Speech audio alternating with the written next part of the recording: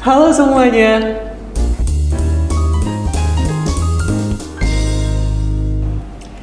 Senang berjumpa dengan Anda dan hari ini kita akan membahas tentang topik yang sangat-sangat menarik gitu ya. Dimana sekarang mungkin siapa sih yang nggak pakai AI, yaitu kita akan membahas tentang AI, desain dan dosa gitu ya.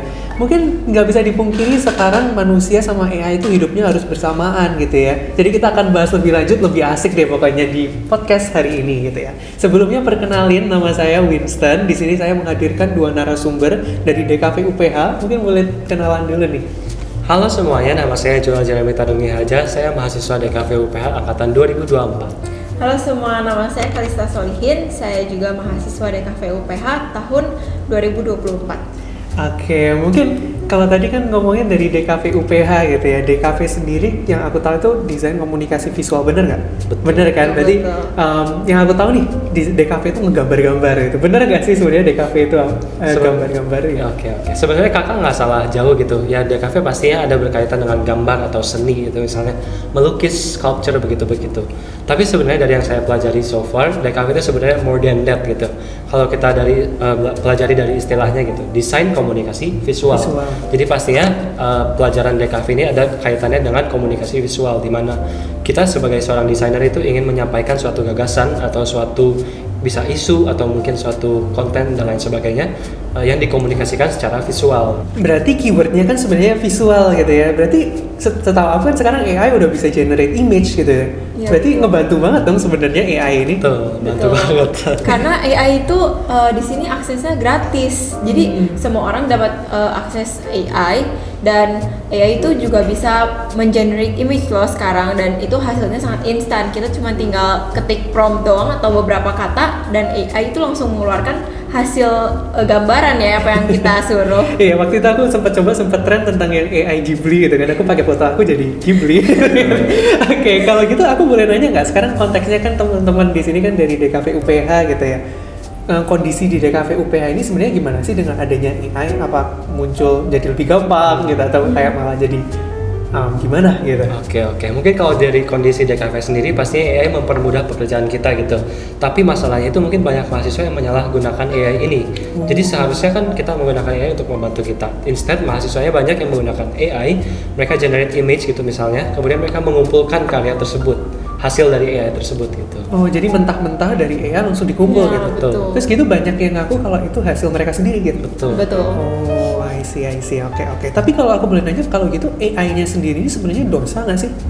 Sebenarnya balik lagi tergantung penggunanya ya. Kalau misalkan kita treat AI itu cuma sebagai alat bantu, atau cuman kita untuk membantu riset untuk tugas kita, ya nggak dosa sih. Cuman kalau misalkan kita pakai yang kayak tadi Joel bilang ini mentah-mentah gitu, kita kumpulin sebagai tugas, itu bisa jadi dosa ya, karena itu juga tergantung mencuri. Karena soalnya sistem AI ini juga kurang jelas ya, rada lumayan sketchy gitu ya, karena dia sistem dibalik itu ada pengambilan karya-karya orang lain yang dia rekreasi ulang atau generate ulang gitu. Sorry, kurang paham. Maksudnya dia ambil karya orang lain itu gimana maksudnya?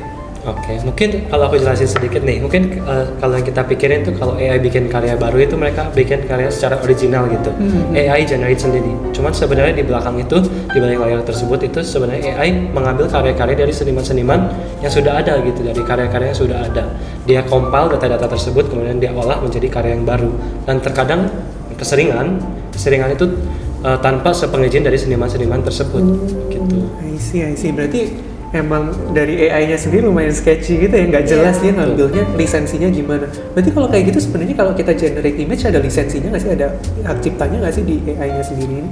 Nggak ada ya sebenarnya. Sampai sekarang itu belum ada undang-undang terkait dengan hak cipta penggunaan image AI. Cuman sebenarnya dari undang-undangnya sendiri juga sudah ada aturan tentang hak cipta karya orang lain gitu. Karya orang lain ya. Oke. Kalau gitu kan kita udah lumayan aware nih kalau misalnya ya kalau kita pakai AI secara mentah-mentah ya lumayan in a quote kayak bersalah gitu, mencuri gitu, in a quote mencuri gitu ya. Tapi akhirnya kenapa sih kayak akhirnya tadi kan bilang mahasiswa DKV UPH lumayan banyak gitu yang pakai. Kenapa mereka tetap pilih itu meskipun mereka tahu itu salah gitu ya? Mungkin dari AI-nya sendiri gitu ya. AI itu instan. Jadi banyak, kadang di satu situasi itu kita banyak deadline, banyak tugas, dan deadline-nya juga mepet gitu. Kita butuh sesuatu yang cepat untuk bisa menghasilkan sebuah karya. Nah, kita gunakan AI gitu karena hasilnya instan.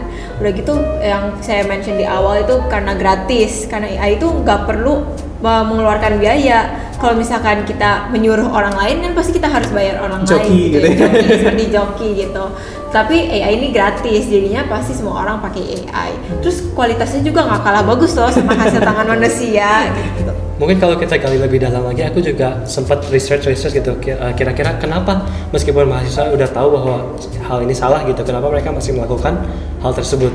Mungkin kalau aku lihat dari wawasan dunia, aku Kristen gitu, dari POV seorang Kristen itu sebenarnya manusia itu jatuh dalam dosa. Pertama dari Adam, kan Adam jatuh dalam dosa, sehingga keturunan-keturunannya sampai kita sekarang, kita semua manusia yang berdosa, sehingga kita punya kecenderungan untuk sekali lagi melakukan dosa gitu, untuk melakukan yang tidak sesuai dengan kehendak Allah gitu. Oke.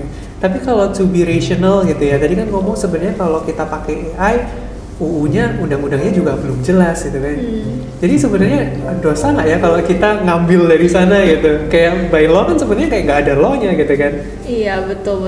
Sebenarnya lebih ke kesadaran diri aja sih.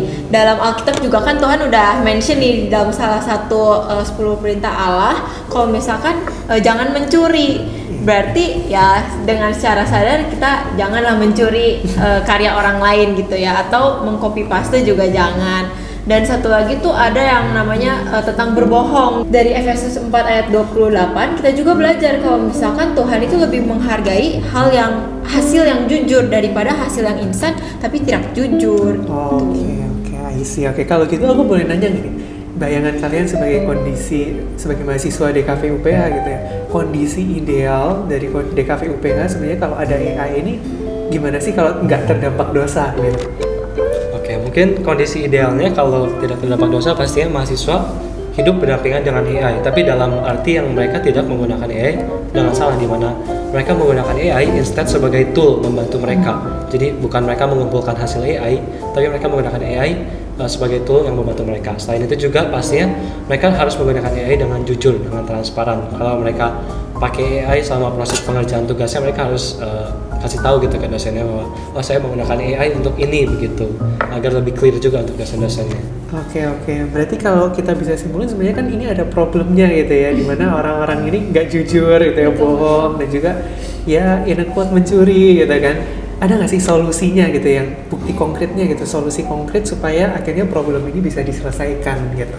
Mungkin dari aku sih mulai dari lingkungan kampus aja kali ya, karena kita juga sebagai mahasiswa mungkin perlu adanya aturan yang jelas tentang penggunaan AI.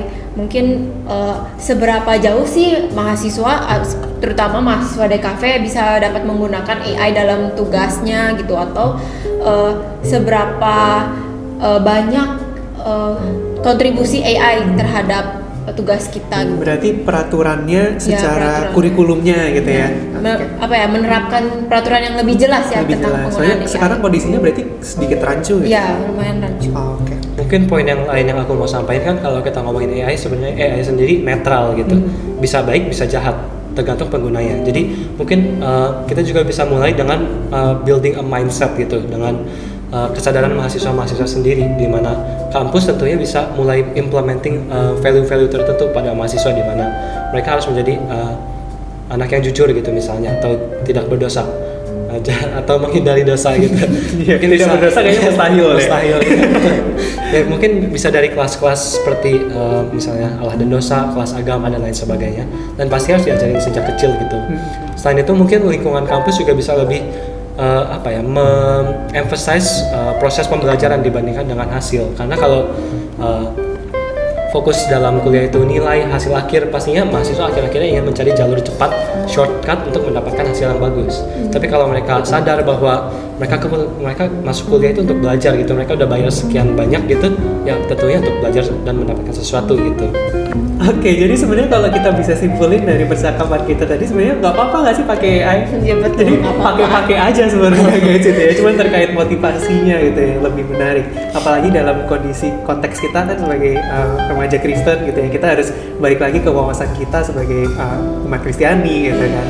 Oke, jadi mungkin untuk sekaligus menutup podcast kita pada hari ini bisa nggak dikasih sepatah dua kata gitu mungkin buat yang nonton. Oke, bijak pakai AI ya guys.